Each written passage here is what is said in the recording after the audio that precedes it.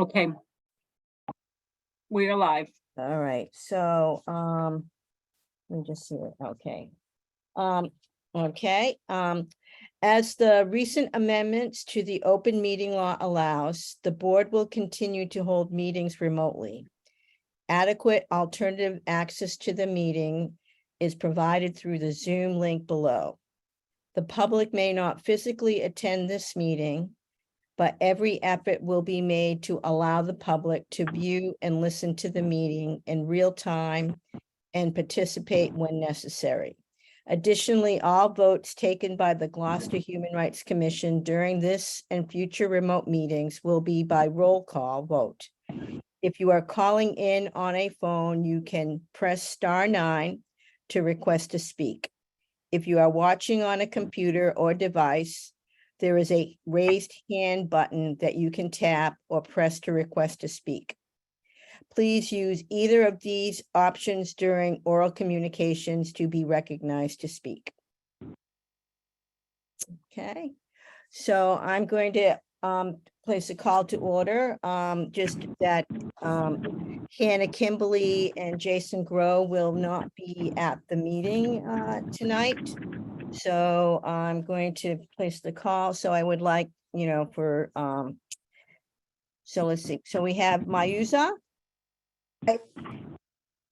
Bernadette, Hi. Michelle, Here. and Tony. Okay, so we have all, there are enough to serve as a quorum. So we'll continue with the meeting. The next item is to review and approve the minutes of the June 27th meeting. Hannah is not here to take the minutes, so I will take the minutes for her. So that, and then when she comes back at our next meeting, then she will resume. Unless anyone else would like to take the minutes. Okay, all right. All right, so I would like to have a motion to review and approve the minutes from the June 27th to 2023 meeting. May I have a motion? I Yep. motion to approve the minutes. Okay, may I have a second motion? Second. Okay, so we'll do a roll call vote to approve the minutes. Mayuza, Yes. Michelle, Yep. Bernadette, Yes. and Tony, yes. So the minutes of the June 27th meeting have been approved. The next item on the agenda is we're having Suzanne Egan, who we all know is the city solicitor, and she will be going over the Human Rights Commission and Disability Rights Commission ordinance revision changes. And thank you, Susan, for joining us. Thank you. Thank you for having me. I think I'm fading into the dark here in my my video camera.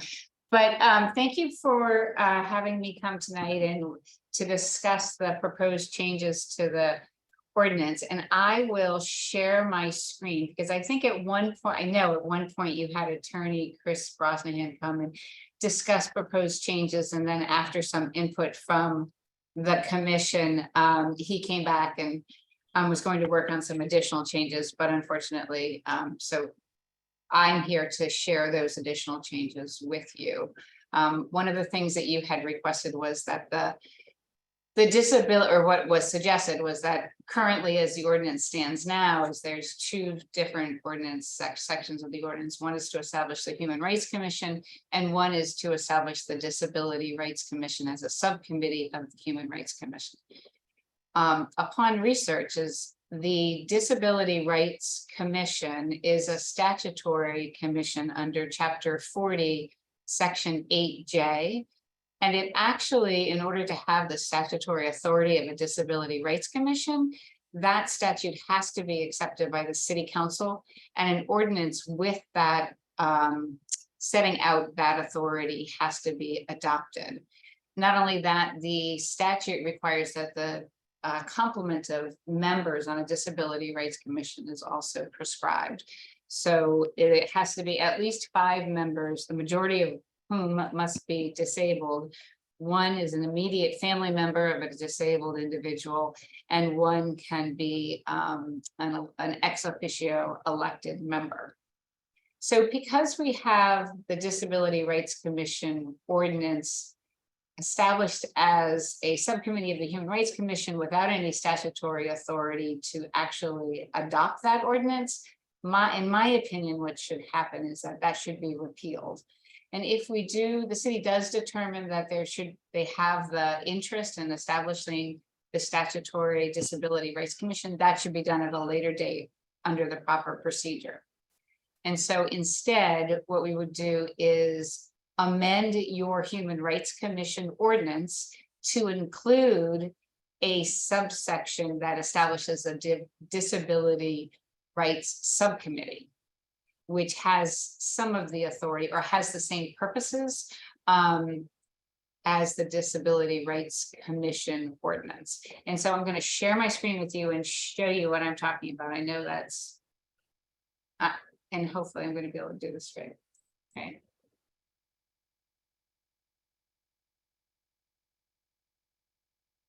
Okay, I think you should all be able to see that.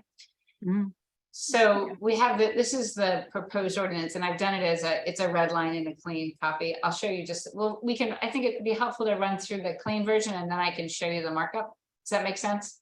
Mhm. Okay. So the changes, so it's the policy with the same policies as the existing ordinance.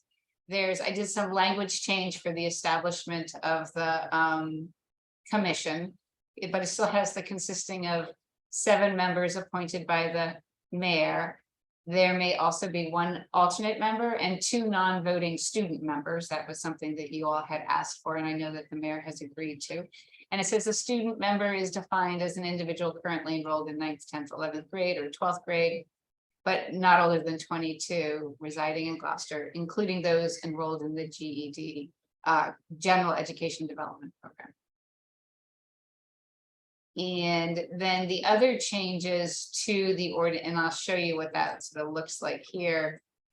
Just add, that's our red line version. So we changed some of the language and we added that student membership. Now for the purposes, that was another thing that we had discussed before. So the way the ordinance is written now is the Human Rights Commission has the authority to act as an investigatory and an adjudicatory body, but you have no remedy to provide, and so what we have discussed is to make the ordinance more like the Human Rights Commission in Beverly and other surrounding communities, which provides you with an advisory role, and also to provide educational information to people regarding human rights, specifically like providing information regarding going to the Massachusetts Commission Against Discrimination and other federal and state and local agencies. So we deleted, and I'll show the red line. I hate showing red line because it's so messy, but we'll show it anyways. So we added language that states that it's an advisory commission to work with the mayor and to work to enhance equal justice and inclusivity and human rights for all members of our community. It leaves the same language about providing education support on human rights, diversity, and inclusivity with the goal of raising awareness and sensitivity to the matters of civil rights. And it includes to promote the full integration and participation of people with disabilities in the city's activities, services, and employment opportunities for the community, and to coordinate and carry out programs in coordination with the programs of the Massachusetts Office of Disability. That's taking some of the language from our Disability Rights Commission ordinance and placing them into this ordinance. So you don't have the statutory authority as laid out in Chapter 40, Section 8J, but you do have that purpose here. So you're incorporating that here. And then it does specifically state the commission shall not operate as an adjudicatory or investigatory board, which due to that statement, we delete a few of the subsections which gave you that authority. And then it does have as a section 2-500 disability rights subcommittee.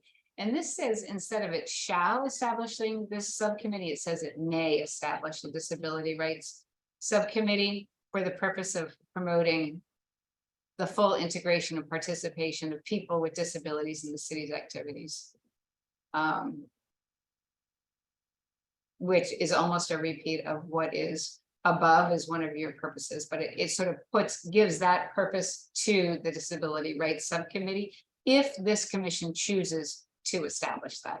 Now, if there is a sort of a desire for the city to create a statutory disability rights commission, right, to have the city council adopt the legislation and have that disability rights commission established in the city, then it may, this commission may determine what we don't really need a disability rights subcommittee. But at this moment, since there isn't that statutory commission within the city, then it's placing it in this ordinance. And I've spoken with Tony a number of times about sort of like the purpose of the Human Rights Commission and how, because you have this broad purpose of promoting human rights in the city, that it might be very helpful for the commission to engage in some planning processes to what you want, what steps you want to take to promote that, and activities that you may want to engage in, and how that could be a good process for the commission to engage in. So if anybody has any questions, I'm happy to explain or discuss anything.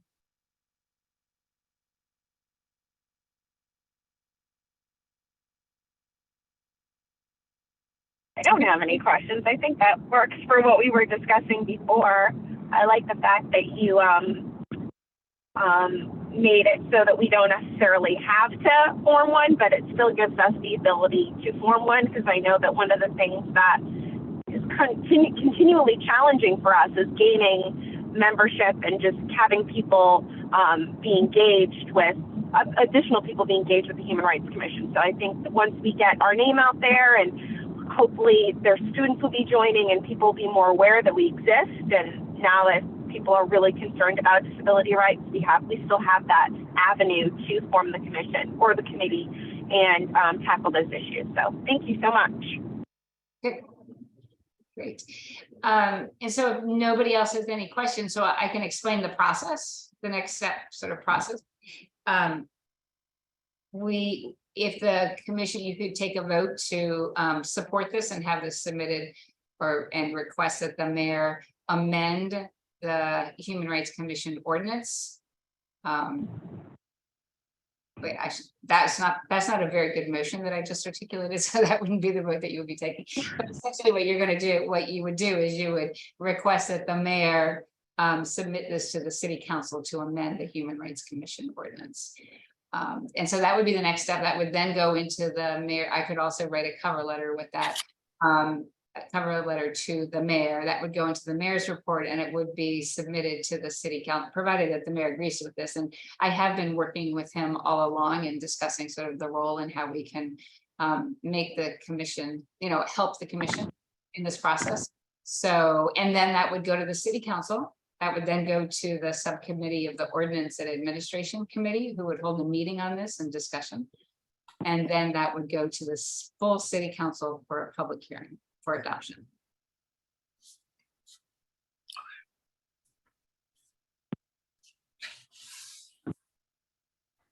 Susan, I have a so quick question. What's go the ahead. normal timeline for that? How long does that usually take between, like, when we send it to the mayor reviews, sends it to the city council, they review, they vote? Is that like a 3-month process, like a 1-month process? Does it depend on other factors? Well, typically the city council meets every other Tuesday, and in the summertime, I'm not sure if they meet in August. I think they do, but I'm not positive. But on a typical calendar, it would go to the mayor. There's a mayor's report that is submitted to the city council the week before city council meeting.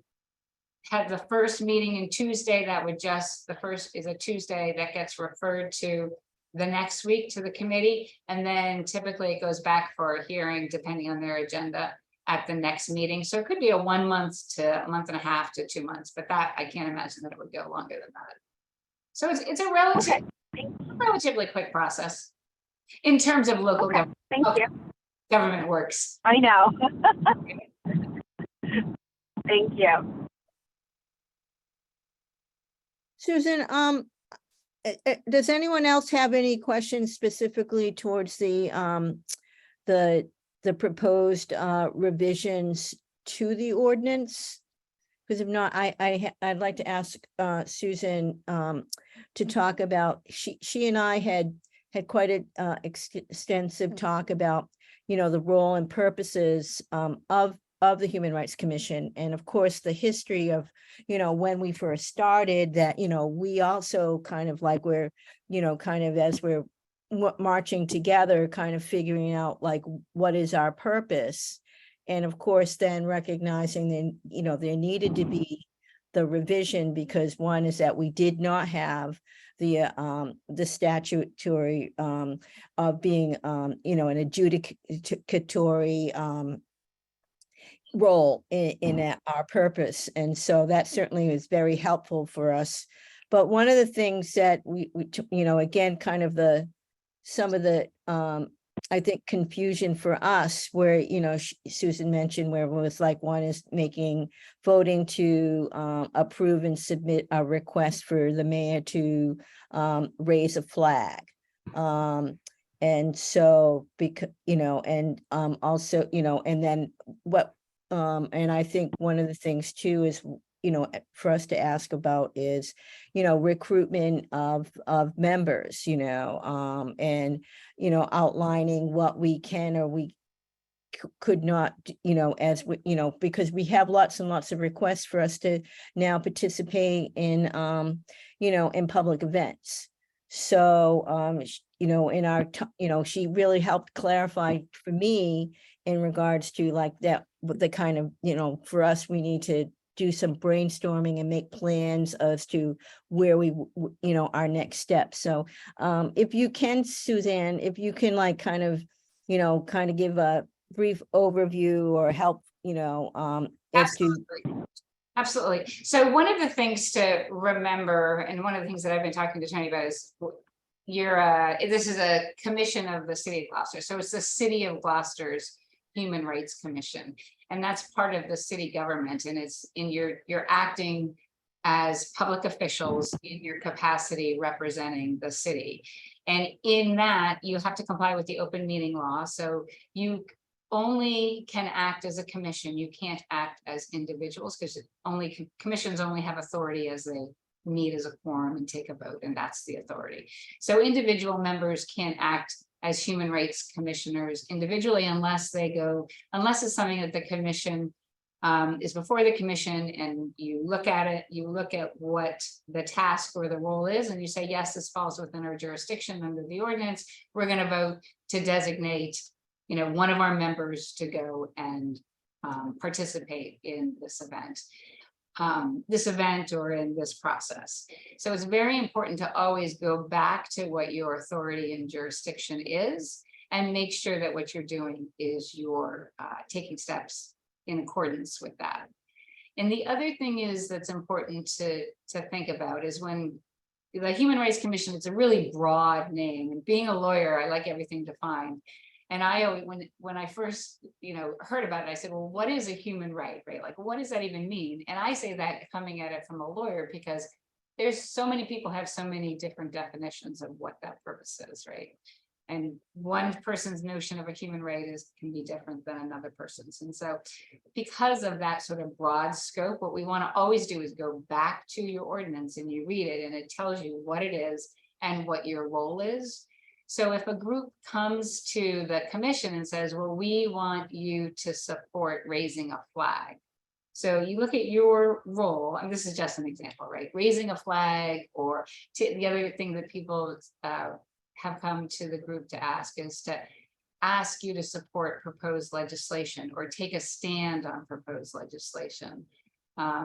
Which then you think, well, is that really what our role is here? And is there other parts of the city government that take on that? That role has been delegated to? And is it even appropriate? Are we even allowed as government, city officials to, public officials to engage in that activity?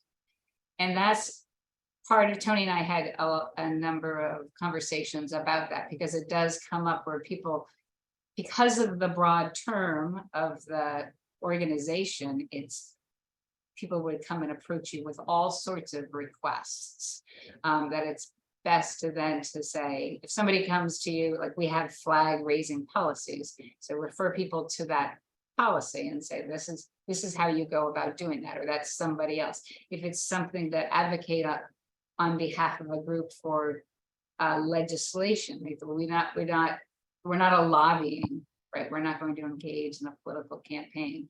If somebody for an elected official comes and says, oh, will you support me and my candidate? Say, well, we can't do that. We're not we're part of the city government, and we have to only act under the rules of governance and only within our authority. But we could do that as individuals. But not But in- not as, yes, not as a member, right?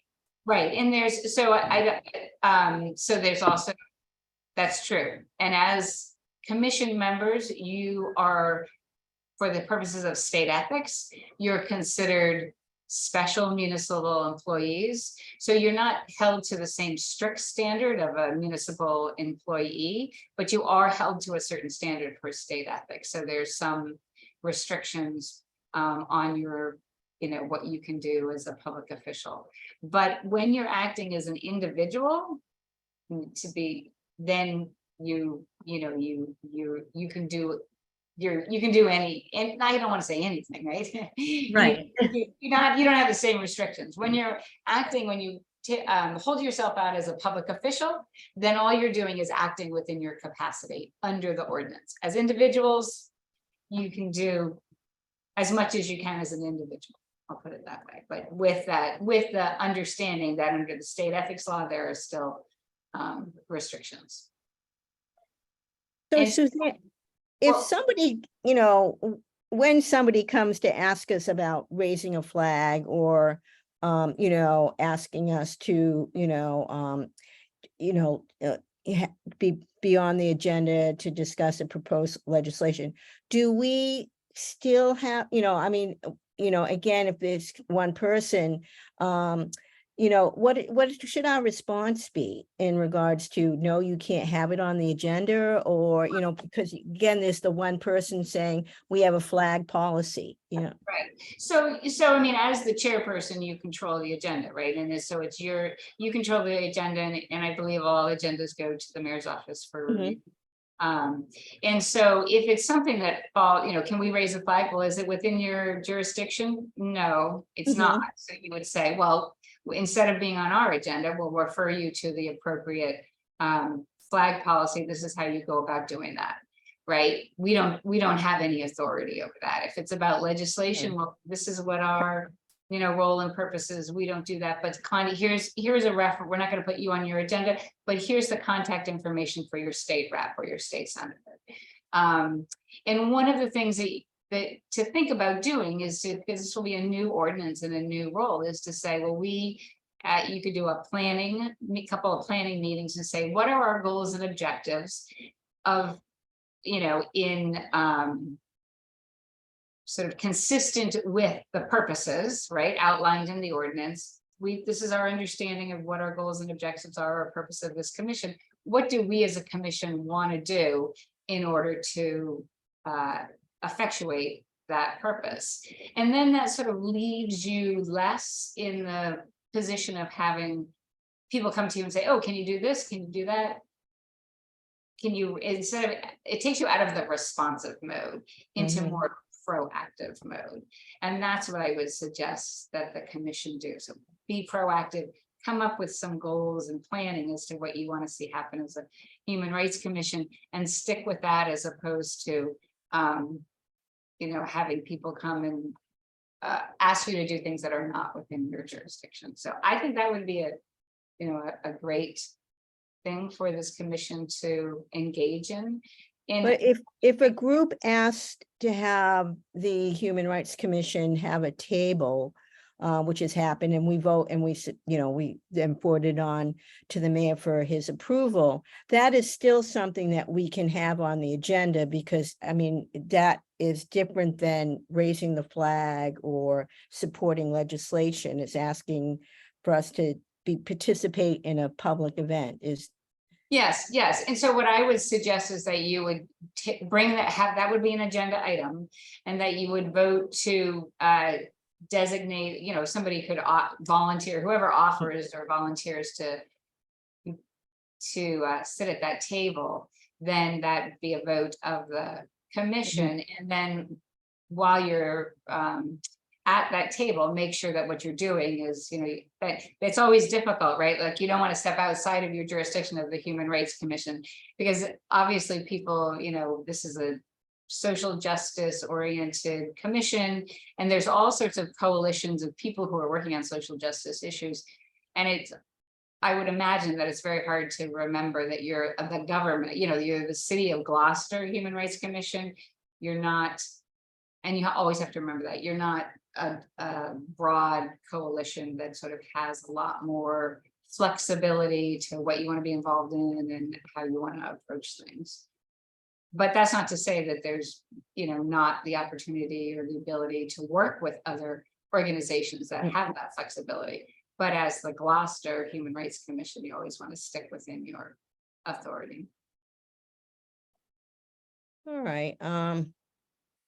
Does anyone have any other questions or asking, ask Suzanne for some of the because, some of these things we've been doing, and, like I said, I asked about the tables, because to me it's very important, for us to have a continued presence in the community. And I think one of the things is having the table, which also then allows us to educate the public on like the do's and don'ts of what the Human Rights Commission, it can do or is authorized to do. So that's very helpful. How about any other question? People want any points, for asking Suzanne to help clarify as to what we can, what is the role and purpose of the Human Rights Commission?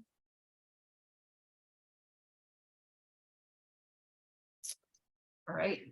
Okay, so before we go for a vote, well, I think probably there are two things that I think, sounds like first one is to vote on, and you can help clarify this, Suzanne, to vote on to approve, it's going to say submit the proposed changes to the ordinance to the mayor, and and to I can give you that language. So Mhm. I would say it would be a motion to recommend to the mayor to submit the proposed amendments to the Human Rights Commission ordinance to the City Council for adoption. Okay. And then for us to okay, let me just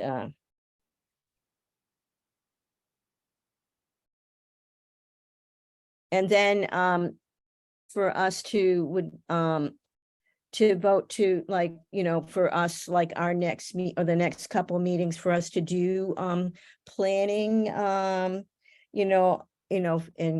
based on our, on what we want to do based on our goals and objectives. Is that something that also we would need to vote on, or can we just?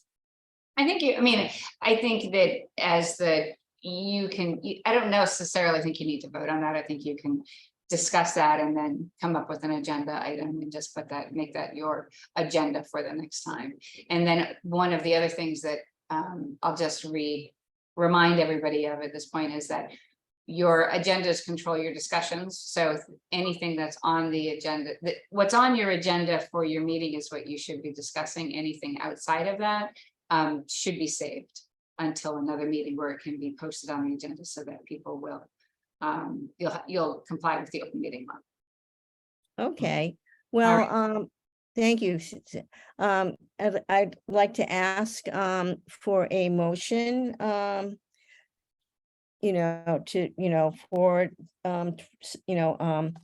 to recommend the proposed amendments to the mayor for just for submission to the city council for adoption.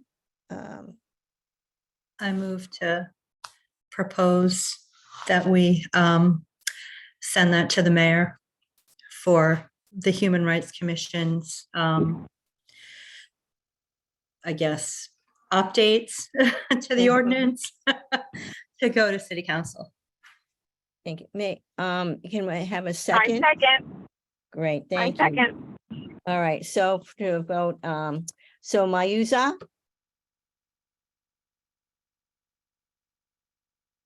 Aye. You're,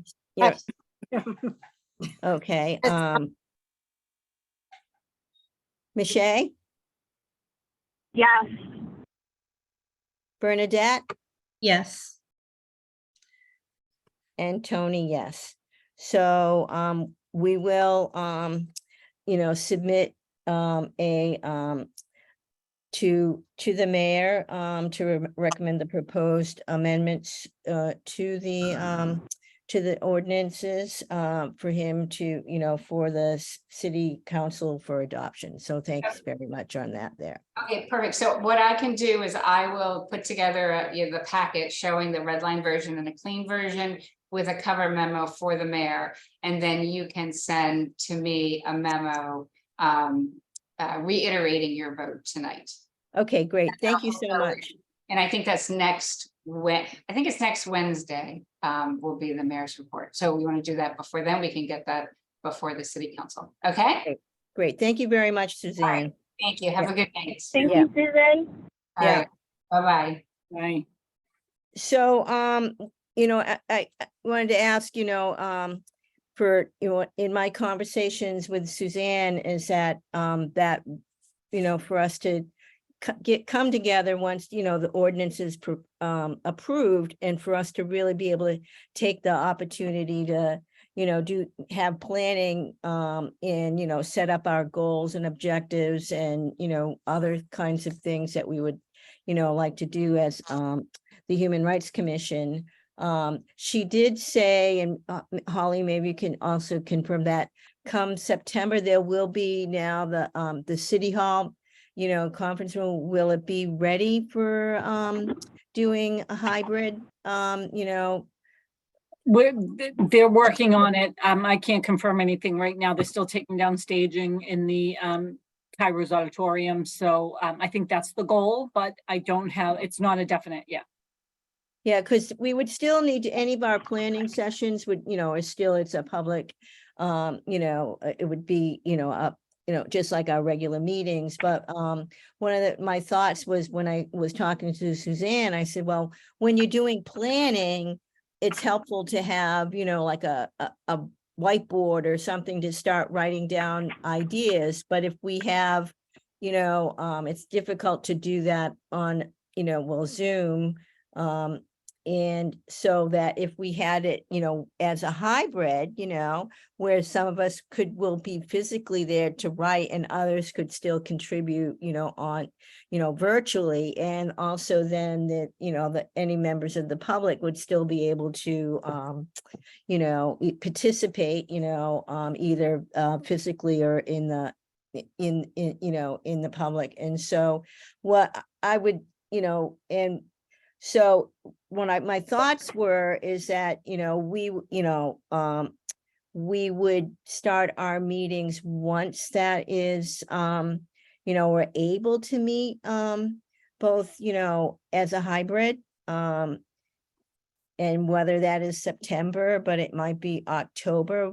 What do what do others think about that? Because really we can't, once we're looking at the ordinance with city council approval. And then we would go on to the next step of doing the planning. And so that is going to take a little bit of time. So we really kind of, for us to continue to meet, we can't do that planning until the ordinance, the revised ordinance gets Yeah. approved. Right. So, do people think that that makes sense for us to, well, we wouldn't meet in August and possibility, we may meet in September, but if not, we would meet in October so that we can have, again, Ms. Shea, that you'd be able to contribute, while you're in your car, because it'd be sure to, difficult for you to get there at 5:30. However, we Yeah. have that. That works for me. That sounds like a good idea. Okay, so we will, I think we'll, and I'll keep people updated. So we'll aim for, which again would be, September. So we have, August off. Mhm. Let's Oh. see. There was any chance we can have the meeting later so Michelle can be with us?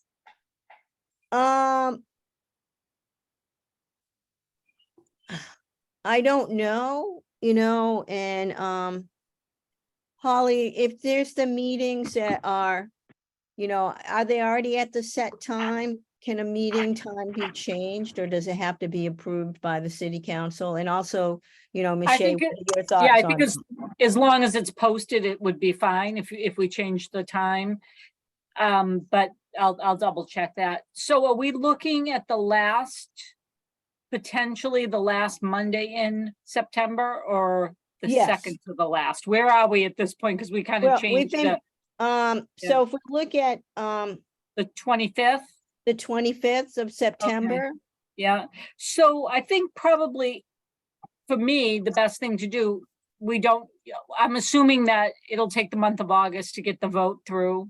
Mhm. Hopefully there's no issues. At that point, we might know a little bit more come the end of August, beginning of September. So why don't we wait till the vote comes through, and then we can kind of get together to decide, okay, it's ready, the Kairos looks good, we can meet in September, or we're not quite there yet, let's wait and do October. So maybe we could just send an email out once the vote comes through. Yes, yeah, so Okay, I think that makes sense. So once we know that if it's everything's ready and the city council has approved the ordinance, then we could meet in September 28th. If not, we would meet in October.